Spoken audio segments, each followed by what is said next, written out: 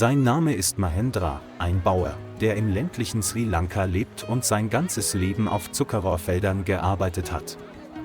In jeder Erntezeit fährt Mahendra einen alten Lastwagen, um Zuckerrohr von den Feldern zur Zuckerfabrik zu transportieren.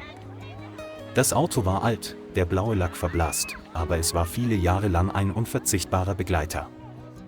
Jeden Tag überquerte er die vertraute, holprige und mit Schlaglöchern übersäte Schotterstraße durch üppig grüne Zuckerrohrfelder.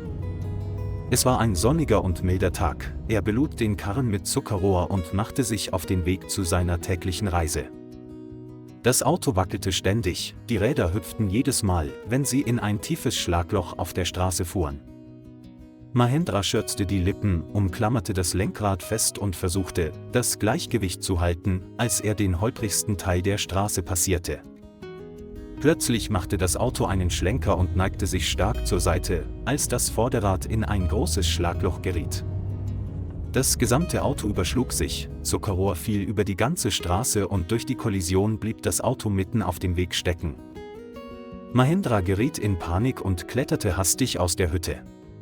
Seine Kleidung war mit Staub und Stroh bedeckt. Er setzte sich schwer atmend auf den Boden und betrachtete mit einem Gefühl der Erstickung das umgestürzte Auto. Das Auto überschlug sich mitten im Nirgendwo und er wusste, dass er das alte Auto nicht alleine umdrehen konnte. Mahendra nahm den Hörer ab und rief um Hilfe, in der Hoffnung, dass vor Einbruch der Dunkelheit jemand eintreffen würde. Am anderen Ende der Leitung hieß es jedoch, es würde mindestens 2 Stunden dauern, bis das Rettungsfahrzeug eintrifft. Er legte auf, senkte enttäuscht den Kopf und saß schweigend am Straßenrand, ohne zu wissen, was er tun sollte. In der Ferne hallten Geräusche wie raschelnde Bäume und schwere Schritte näherten sich. Mahendra sah sich überrascht um und war dann entsetzt, als er einen riesigen Elefanten auf sich zukommen sah. Der Elefant trat aus dem Waldrand und blickte neugierig auf den Haufen Zuckerrohr, der auf die Straße gefallen war. Er versteckte sich schnell in einem Busch am Straßenrand. Sein Herz klopfte vor Angst, der Elefant könnte das Auto zerstören. Er dachte, es würde das Zuckerrohr stehlen und verschwinden, also schnappte er sich eine Handvoll Erde und bereitete sich darauf vor, es zu verjagen. Er stand auf Zehenspitzen, die Arme erhoben, bereit zum Wurf, als der Elefant sich dem Wagen näherte. Aber der Elefant fraß es nicht sofort, er schaute sich das Auto eine Weile an und berührte dann sanft die Karosserie mit seinem Rüssel. Mahendra war fassungslos, seine Hand hielt in der Luft inne und wagte nicht, das zu glauben, was sich vor ihm abspielte. Anstatt Chaos zu verursachen, begann der Elefant rückwärts zu gehen und an Schwung zu gewinnen, um zu versuchen, den Wagen zu ziehen. Mahendra hielt den Atem an und beobachtete, sein Herz war erfüllt von Verwirrung und einem schwachen Hoffnungsschimmer. Der Elefant schlang seinen Rüssel um die Seite des Lastwagens, spannte sich an und zog kräftig, wobei sein ganzer Körper von der Kraft des Zugs zitterte. Das Auto bewegte sich leicht, blieb jedoch auf der Seite liegen und konnte nicht vollständig aufgerichtet werden. Der Elefant gab nicht auf und wiederholte die Bewegung beharrlich weiter, als ob er sein Ziel klar verstanden hätte. Mahendras Mund stand offen, Schweißperlen rannen ihm über die Stirn, nicht vor Hitze, sondern vor Emotionen. Beim 4. Ziehen schüttelte sich das Auto heftig und neigte sich zurück ins Gleichgewicht. Es gab einen heftigen Knall, die Räder schlugen auf dem Boden auf, das Auto richtete sich wieder auf.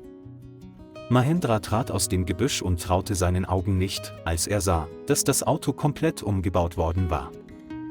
Er sah sich um, ob noch jemand da war, aber da war nur er, der Karren und der Elefant, der Wohltäter war. Das alte Auto gab als Reaktion darauf ein Klickgeräusch von sich, als sich sein Gewicht verlagerte. Der Elefant stand still, atmete, senkte seinen Rüssel auf den Boden und trat dann sanft hoch, als hätte er gerade seine Mission erfüllt. Mahendra stand einen Moment still, erfüllt von Dankbarkeit und Erstaunen. Nie im Leben hätte er geglaubt, dass ihm eines Tages ein Elefant dabei helfen würde, einen Lastwagen umzuwerfen. Der Elefant ging ruhig zum hinteren Teil des Wagens, offenbar wissend, dass die Belohnung auf ihn wartete. Es legte seinen Rüssel in den Wagen, hob langsam ein langes Zuckerrohr auf und begann, es zu genießen. Mahendra lachte laut, zitternd und glücklich, als wäre er gerade aus einem seltsamen Traum erwacht. Er näherte sich dem Elefanten schüchtern und streckte seine Hand aus, als würde er einen neuen Freund begrüßen. Der Elefant aß noch immer genüsslich das Zuckerrohr, seine Augen blickten ihn an und wedelte sanft mit dem Rüssel, als würde er auf seine Freundlichkeit reagieren. Mahendra kniete daneben nieder, die Hände vor der Brust gefaltet, das Gesicht vor Erregung nach oben gerichtet. »Danke. Wirklich danke«, flüsterte er, als ob der Elefant seine Worte verstanden hätte. Der Elefant blinzelte und berührte als Antwort sanft seine Schulter mit seinem Rüssel.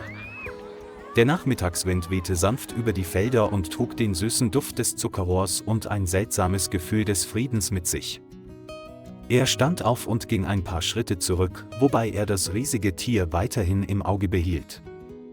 Es kaute das letzte Stück Zuckerrohr, drehte sich dann um und ging gemächlich in den Wald. Sein Rücken verschwand allmählich und hinterließ nur Fußabdrücke auf dem trockenen Boden.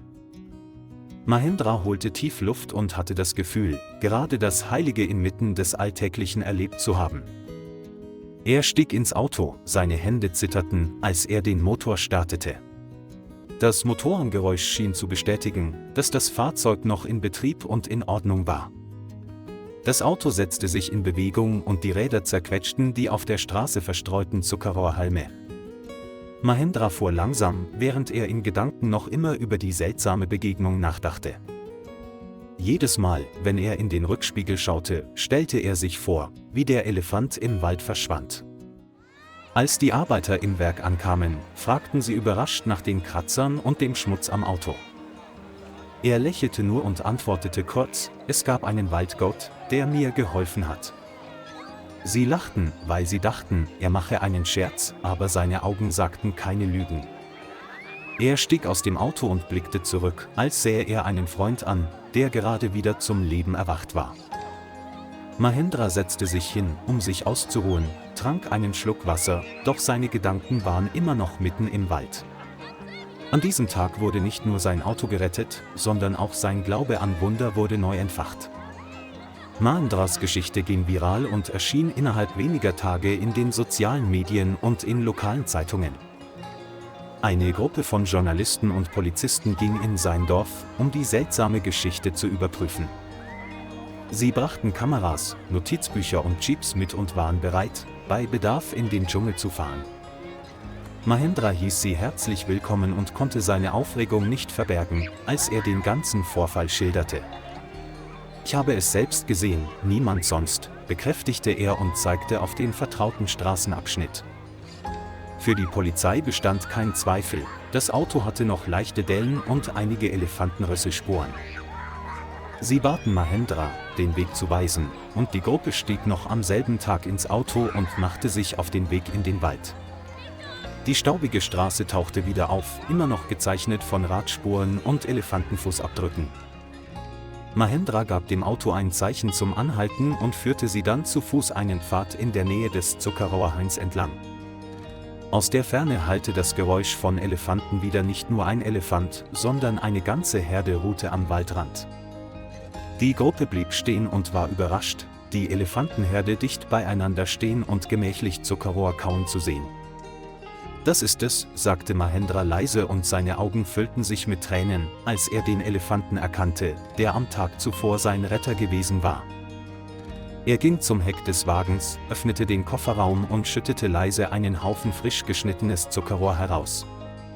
Die Elefanten erkannten es und näherten sich, ohne in Panik zu geraten, als ob sie verstanden hätten, dass dies ein Geschenk war. Sie aßen vergnügt das Zuckerrohr, während Mahendra einfach nur dastand und zusah, sein Herz voller Emotionen. Die Kamera hat den Moment festgehalten: ein Bauer und eine Herde Elefanten, die Freundlichkeit miteinander teilen. Zuckerrohr ist kein Handelsgut mehr, sondern eine Brücke zwischen den Menschen und der wilden Natur. Seit diesem Tag ist Mahendra ein Symbol des Vertrauens und der Dankbarkeit zwischen Mensch und Tier.